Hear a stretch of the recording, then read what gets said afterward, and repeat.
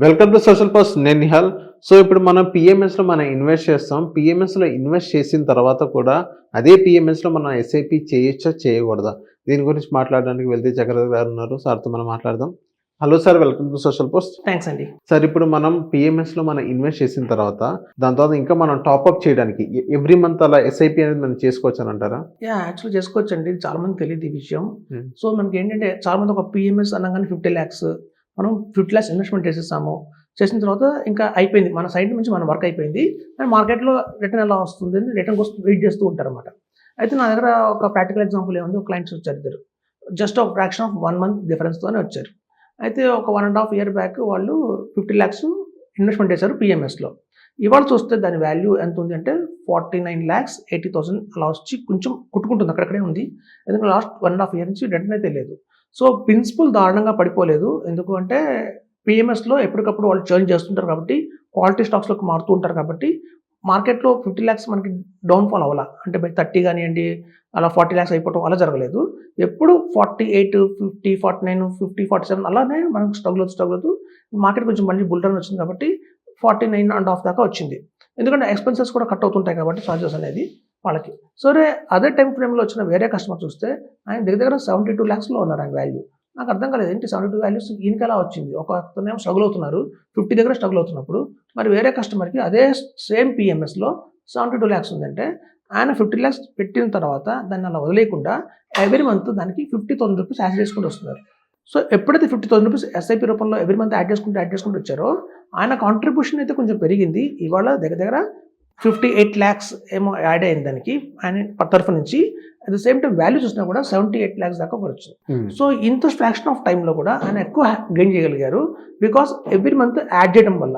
So ఎప్పుడు కూడా చూడండి, మన down the market last year market 86,000లో ఎండ్ అయిన మార్కెట్ 72,000 దాకా పడిపోయి మళ్ళీ 72,000 నుంచి మళ్ళీ 80,000కి 85,000కి వచ్చింది మార్కెట్. సో ఇట్లా పడుతున్న టైంలో కూడా ఆయన ఇన్వెస్ట్మెంట్ చేసుకుంటూ వచ్చినందుకు స్టాక్స్ బాగా తక్కువ వాల్యూలో కొన్నారు. ఆ రోజు తక్కువ ఉండటం వల్ల చాలా మంచి పని జరిగింది. సో కాబట్టి మేము ప్రతి ఒక్కరు ఇన్వెస్టర్ చెప్పేది ఏంటంటే చాలా పిఎంఎస్లు కూడా మినిమం 50,000 మినిమం 1 lakh రూపీస్లో మనకి ఆఫర్లో ఉన్నాయి, అంటే మనకి టాప్అప్ చేసుకోవడానికి అందుబాటులో ఉన్నాయి. అలాంటప్పుడు మనం ఏం చేయాలంటే పెట్టిన పిఎంఎస్కి ఎవ్రీ మంత్ కూడా 50,000 రూపీస్ ఆర్ 1 lakh కనుక యాడ్ చేసుకుంటూ వెళ్తే డెఫినెట్గా మనకు ఎట్లాంటి మార్కెట్ కండిషన్స్లో అయినా ఉండనియండి, ఇది ప్రూవ్ అయింది కాబట్టి చెప్తున్నాను ప్రాక్టికల్గా, మనకు డెఫినెట్గా బ్రహ్మాండ రిటర్న్ వస్తుంది, ఎప్పుడు లాస్లో అయితే ఉండము.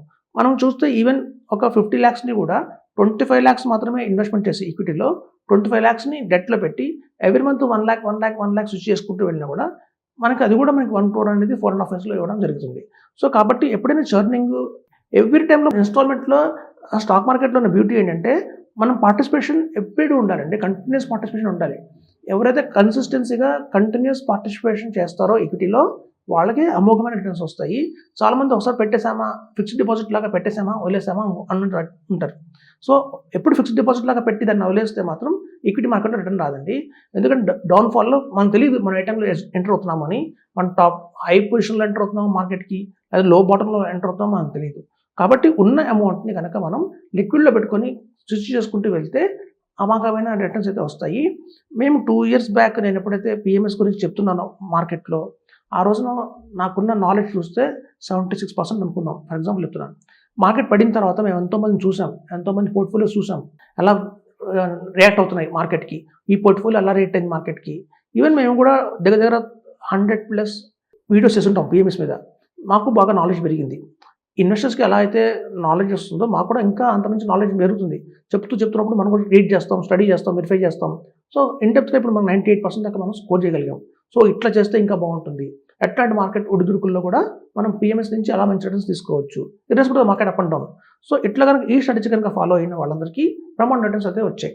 ఓకే. కాబట్టి కానీ పిఎంఎస్లో ఇన్వెస్ట్ చేసిన తర్వాత అందులో టాక్సేషన్ ఎక్కువ ఉంది అని కొంతమంది చెప్తున్నారు. సో దానిపైన ఏమంటారు సార్? టాక్సేషన్ అనేది ఒకటి చెప్తాను చూడండి. ఇప్పుడు మీకు హౌస్ రెంట్ ఉంది, హోమ్స్ మీద మీకు రెంట్లు వస్తుంది, రెంటల్ ఇన్కమ్ వస్తుంది, లేదా ఫిక్స్డ్ డిపాజిట్ మీద మీకు ఇంట్రెస్ట్ వస్తుంది 6% ఎంతో, ఇంట్రెస్ట్ 6%. కానీ ట్యాక్స్ ఏంటంటే యాజ్ పర్ యువర్ స్లాబ్, మనం ఏ స్లాబ్లో ఉంటామో ఆ స్లాబ్లో ట్యాక్స్ కట్టాలి, 30% స్లాబ్. సో మీకు ఫిక్స్డ్ డిపాజిట్ మీద ఒక వ్యక్తి కనుక 30% స్లాబ్లో ఉంటే అతనికి శాలరీ మీద కానివ్వండి, ఫిక్స్డ్ డిపాజిట్ మీద వచ్చే ఇంట్రెస్ట్ కానివ్వండి, హౌస్ రెంట్ ఇన్కమ్ కానివ్వండి, అన్ని 30% స్లాబ్లో పడిపోతాయి. అదే వ్యక్తికి మ్యూచువల్ ఫండ్స్లో కానివ్వండి, ఈక్విటీ మార్కెట్లో పెడితే 12.5%. Capital gains 12.5%. ఇది స్లాబ్కి కలపరు. సో ఇక్కడ రెండింటికి డిఫరెన్స్ వస్తే 30% ట్యాక్స్, 12.5% ఈక్విటీలో ట్యాక్స్. మనకి ఇందులో ఎక్కువ అని చెప్పచ్చు. చాలామంది పెద్ద పొరపాటు జరిగేది ఎక్కడంటే పిఎంఎస్లో అయినా long term capital gain tax 12.5% ఉంటుంది. మ్యూచువల్ ఫండ్స్లో కూడా లాంగ్ టర్మ్ క్యాపిటల్ ట్యాక్స్ 12.5% ఉంటుంది. రెండు 12.5%. ఇక ట్యాక్స్ ఎక్కువ పడుతుంది. అది ఒక అపోహ, మిత్ అంటే అది జస్ట్ ఒక మిత్ అంతే. సో మనకి ఏంటంటే ఎప్పుడు ట్యాక్సేషన్ అనేది డిఫరెన్స్ ఎక్కడ వస్తుంది అంటే మ్యూచువల్ ఫండ్స్లోనేమో మనం మొత్తం ఆగి చివరిలో కడతాం. ఎప్పుడైతే మనం దాన్ని సరెండర్ చేస్తామో, అంటే మీరు చెప్పారు 50 lakhs పెట్టారు ఇవాళ మ్యూచువల్ ఫండ్స్లో. మీరు పెట్టిన 50 lakhs ఒక 5 years తర్వాత 1 crore అయింది అనుకుందాం. సో మీరు ఎప్పుడైతే విత్డ్రా చేస్తున్నారో 1 crore ఆ 50 lakhs ప్రాఫిట్ మీద ఆ రోజు మీరు ట్యాక్స్ కడతారు. కానీ పిఎంఎస్లో ఏంటంటే ఇవాళ పెట్టిన 50 lakhs నెక్స్ట్ ఇయర్కి 55 lakhs అయింది అనుకోండి, ఆ 5 lakhs ప్రాఫిట్ మీద ఆ ఇయర్కి మనం కట్టేస్తున్నాం ట్యాక్స్. నెక్స్ట్ ఇయర్ ఏమవుతుంది, మన ప్రిన్సిపల్ 50 lakhs కాదు, మన ప్రిన్సిపల్ అక్కడ నుంచి 55 lakhs అనమాట. సో మన ప్రిన్సిపల్ అనేది మారిపోతూ ఉంటుంది. ప్రీవియస్ ఇయర్లో ఏదైతే లాస్ట్ బ్యాలెన్స్ షీట్లో అమౌంట్ ఉందో అది నెక్స్ట్ ఇయర్కి ప్రిన్సిపల్గా క్యారీ ఫార్వర్డ్ అవుతుంది. సో ఇక్కడ ట్యాక్సేషన్ అనేది మనం డిఫర్డ్ అవుతుంది. అంటే పిఎంఎస్లో ఏ ఇయర్ ఆ ఇయర్ ట్యాక్స్ కట్టేస్తామో మనకి ఫైనల్ ఇయర్లో బర్డెన్ ఉండదు. మనకి ఏంటంటే పిఎంఎస్లో ఉన్న బ్యూటీ ఏంటంటే ఎవ్రీ ఇయర్ మనం 1,25,000 ఎగ్జంప్షన్ తీసుకోవచ్చు. మనకి లాంగ్ టర్మ్ క్యాపిటల్ గెయిన్ ట్యాక్స్లో 1,25,000 ఎగ్జంప్షన్ ఉంటుంది. అది మన మ్యూచువల్ ఫండ్స్లో ఆ అవకాశం లేదు. మనం మొత్తం ఒకేసారి తీసుకుంటున్నాం ప్రాఫిట్. ఆ ఒకేసారి తీసుకున్న 50 లక్షల మీద మీకు ఒకసారి 1,25,000 ఎగ్జంప్షన్ వస్తుంది. కానీ పిఎంఎస్లో మీకు year on year every year మీరు 1,25,000 ట్యాక్స్ మీకు ఎగ్జంప్షన్ వస్తుంది. అంటే మీరు ఒక 10 years ఉన్నారంటే ఆల్మోస్ట్ 15 lakhs మీరు ట్యాక్స్ సేవ్ చేసుకున్నట్టే పిఎంఎస్లో. వేరే మ్యూచువల్ ఫండ్స్లో మీకు ఆ ఆప్షన్ లేదు. సో కాబట్టి మ్యూచువల్ ఫండ్స్ కంటే కూడా ట్యాక్సేషన్ చాలా బాగుండేది పిఎంఎస్లోనే. ఇది ఒక అపోహ అంతే మాత్రం. ఎందుకంటే హెచ్ఎన్ఐస్ ఎప్పుడైతే ఉంటారో, హెచ్ఎన్ఐస్ ఇన్వెస్ట్మెంట్ చేస్తున్నారు అంటే వాళ్ళు ట్యాక్స్ కాన్షియస్ చాలా బాగా చూసుకుంటారు. ఎందుకంటే వాళ్ళు పెట్టే హై అమౌంట్స్ పెడతారు, వాళ్ళకి ఇన్కమ్ కూడా హైలో ఉంటుంది ఆల్రెడీ. సో ఎప్పుడైతే 5 lakhs 50 lakhs 1 crore ఎర్న్ చేస్తారో ఆ కెపాసిటీ వాళ్ళు ఎక్కువ మంది ఇన్వెస్ట్ చేస్తారు.